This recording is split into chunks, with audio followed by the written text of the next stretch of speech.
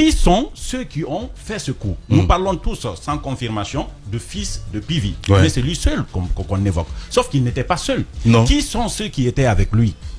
Qui sont-ils? Est-ce que ce sont des anciens militaires radiés de l'armée guinéenne? Est-ce que ce sont des jeunes qu'il a pris à la frontière? Parce qu'il ne faut pas oublier Pivi. Pivi, c'est quand même quelqu'un qui a fait la Sierra Leone, le Libéria, l'an 2000. C'est quelqu'un qui était avec Charles Taylor. C'est quelqu'un qui a un réseau vers la forêt. Et de ce qu'on apprend, son fils qui a été radié de l'armée 2011, si les grandes gueules. C'était sergent de grade. Donc pas grande expérience militaire, on peut le dire ça comme ça. Et on apprend qu'il était recherché du côté des Érécorés parce que c'est là où il avait élu domicile. Et toutes les menaces, puisqu'il avait menacé avant, il les a fait à partir de là-bas, il était recherché. Donc ça voudrait dire que c'est par là-bas où il a recruté, ou en tout cas ils se sont formés. Et ils se sont formés si c'est sur le sol guinéen. Comment est-ce que pendant tout ce temps, ils ont pu s'organiser sur le territoire guinéen, ils ont pu fomenter une stratégie pareille, les grandes gueules, sans qu'on ne puisse les intercepter si on n'a pas laissé faire. C'est une question qu'il faudrait poser. Qui sont-ils? Où est-ce qu'ils se sont préparés? C'est très important de le savoir pour déterminer leur véritable intention. Qui sont les parrains? Exactement, j'allais dire. Mais d'abord, quelle était leur véritable intention? Est-ce qu'il s'agissait tout simplement de libérer le père Pivi? Et les autres n'étaient que des dommages collatéraux, que cela arrive ou pas. Hein? Mais l'objectif, parce que ce qu'on a vu, jusqu'à présent, on ne retrouve pas Pivi, on ne retrouve pas son fils.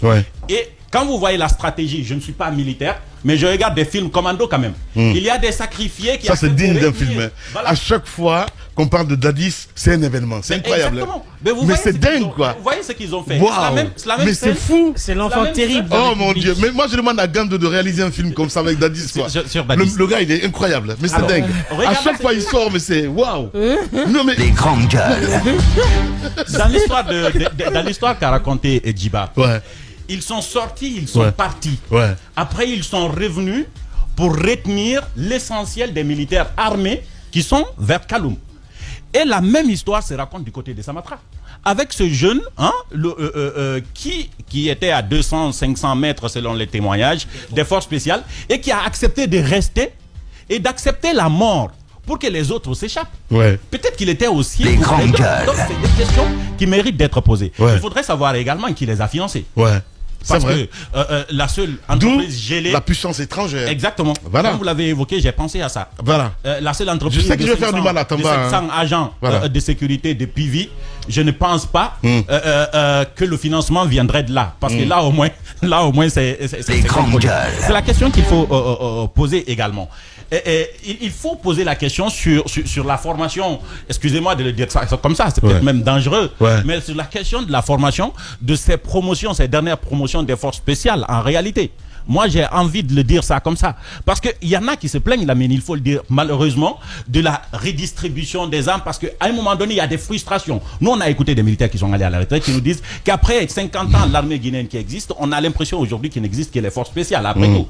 Et ça se dit, il faut que les gens ils comprennent comment ça se passe en réalité. Il faut redistribuer aussi les ça, choses. C'est notre débat. C'est un autre débat qu'il faut évoquer. C'est un autre débat. Moi, je sais que... débat qu'il faut évoquer, Lamine. Voilà, je sais qu'il y a la lâcheté partout, mais à l'arrivée de Doumbouya quand même à la tête de l'État, les forces spéciales, beaucoup ont eu de véhicules.